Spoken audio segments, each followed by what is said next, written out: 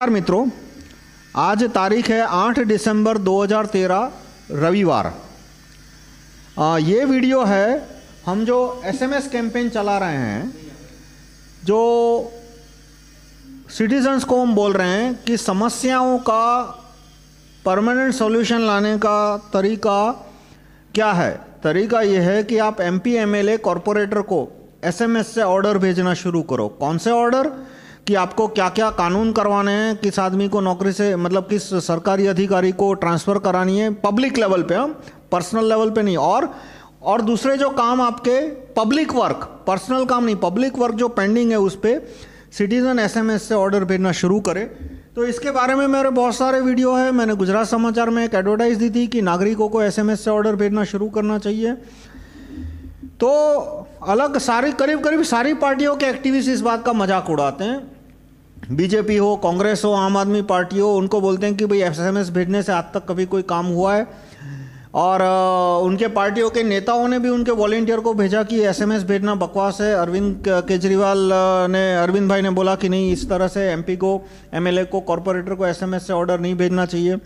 तो उन फेसबुक पर उनके पार्टी के कार्यकर्ता बहुत मजाक उड़ाते थे कि कोई रियल में काम हुआ है। तो इसलिए ये वीडियो है, ये गुजरात समाचार है, 29 नवंबर 2013 फ्राइडे। इस गुजरात समाचार की सिटी एडिशन है, अहमदाबाद एडिशन। उसमें अहमदाबाद सिटी ये यंगस्टर्स के लिए है। उसमें एक आर्टिकल छपा है, उसका हेडलाइन है, साहेब तमे आपेला वचनનું काम શરૂ થયું નથી, શરૂ करो। अर्थात कि आपने जो प्रॉमिस दिया था वो काम अभी हुआ नहीं है, वो काम शुरू कीजिए।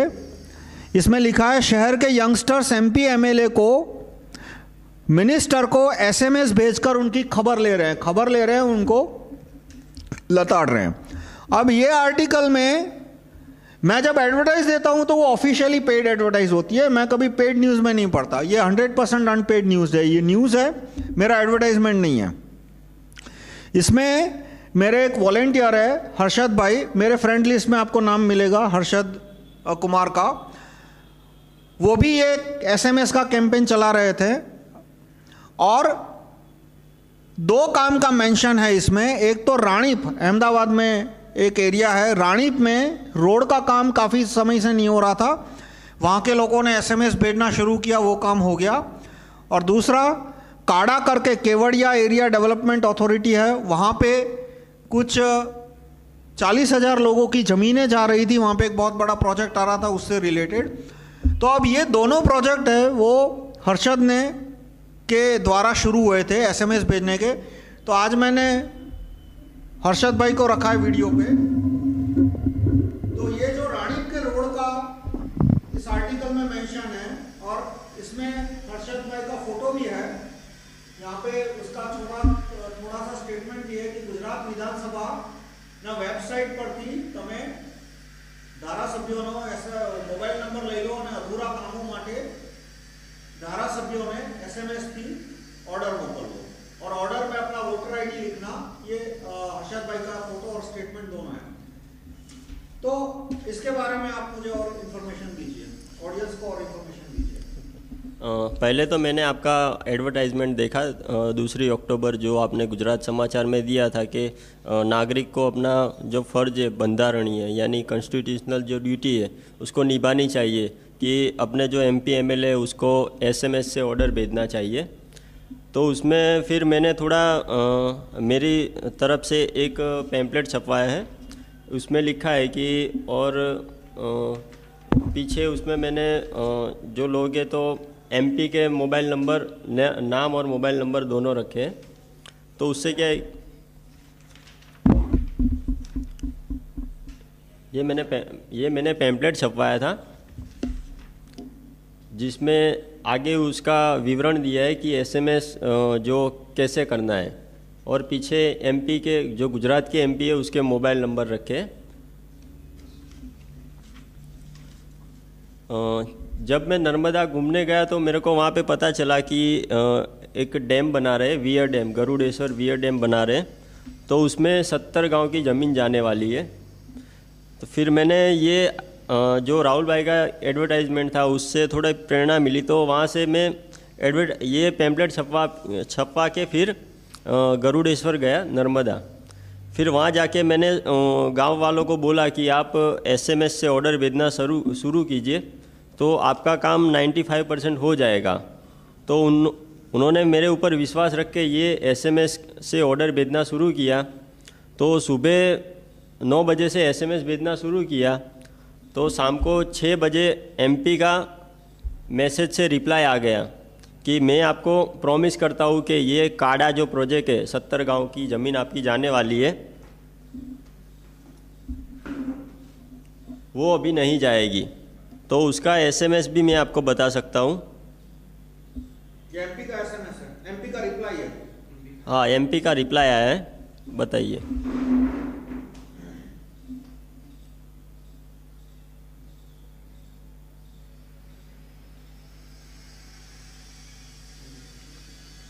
और इसमें क्या लिखा है मैं आपको पढ़ के सुनाता हूँ कि नूतन वर्षा अभिनंदन, काड़ा नहीं लगे, मैं आपको प्रॉमिस करता हूँ, चिंता बिल्कुल नहीं करिए। और नीचे नाम लिखा है रामसी राठवा, जो छोटा उदयपुर के MP है। उन्होंने SMS से फिर रिप्लाई भी दिया है, जिन्होंने SMS से ऑर्डर भेजा इन सबको। और दूसरा है कि जो रानीप गांव है, अहमदाबाद में रानीप एरिया है, वहाँ के एक रईस है, यानी स्थानिक है, सुशील भाई जायसवाल। उनसे मेरी मुलाकात हुई, तो उन्होंने ये SMS से ऑर्डर भेजने के बारे में बातचीत हुई, तो उनको अच्छा लगा, तो उन्होंने भी ये शुरू किया और उनके एरिया में से 200-300 SMS कॉरपोरेटर को भिजवाए। तो उन्होंने SMS से ये लिखा कि श्री कॉरपोरेटर, ये जो रास्ता है 3 महीने से बना नहीं है, जिससे हमको प्रॉब्लम होती है, इसको तुरंत के तुरंत शुरू बनाइए, नहीं तो हम आपको वोट नहीं देंगे और आपकी पार्टी को भी वोट नहीं देंगे। तो कॉरपोरेटर की अकल ठिकाने आ गई और उसने 15 दिन में जो रोड है वो बनाकर दे दिया। ओके, धन्यवाद। ये पूरे, और ये एक्चुअली जो आर्टिकल छपा वो इसी तरह से कि जो पत्रकार थे वो रानी एरिया में रहते थे, उन्होंने जब ये SMS कैंपेन देखा तो उन्होंने पूछना शुरू किया कि भाई ये SMS का आइडिया, SMS से ऑर्डर भेजने का आइडिया कैसे आया। और फिर वो सुशील भाई से मिले, अर्शद भाई से मिले, मुझसे मिले। मेरा नाम इसमें इसलिए नहीं आया क्योंकि ये जो एडिशन है अहमदाबाद सिटी, वो यंगस्टर्स के लिए है और इसमें ये पॉलिटिशियंस के नाम फोटो वगैरह नहीं छापते, और मुझे कोई ऐतराज़ भी नहीं है कि मेरा नाम नहीं आया इसमें। वो किसी का नाम नहीं छापते, किसी भी पॉलिटिकल आदमी का नाम नहीं छापते। वो ये दिखाना चाहते हैं कि भाई अलग अलग यंगस्टर्स है वो क्या कर रहे हैं, आर्ट में, म्यूजिक में, पॉलिटिक्स में, हर जगह। तो जो काम हुआ रानीप में कि जो सड़क 3 महीने से खराब हालत में थी, जो स्कूटर के छोटे मोटे एक्सीडेंट होते रहते थे, वो जब 200-250 लोगों ने SMS से ऑर्डर भेजा कॉरपोरेटर को कि ये काम नहीं हुआ तो हम आपको वोट नहीं देंगे, तो वहाँ पे काम शुरू हो गया, 15 दिन में ख़त्म हो गया।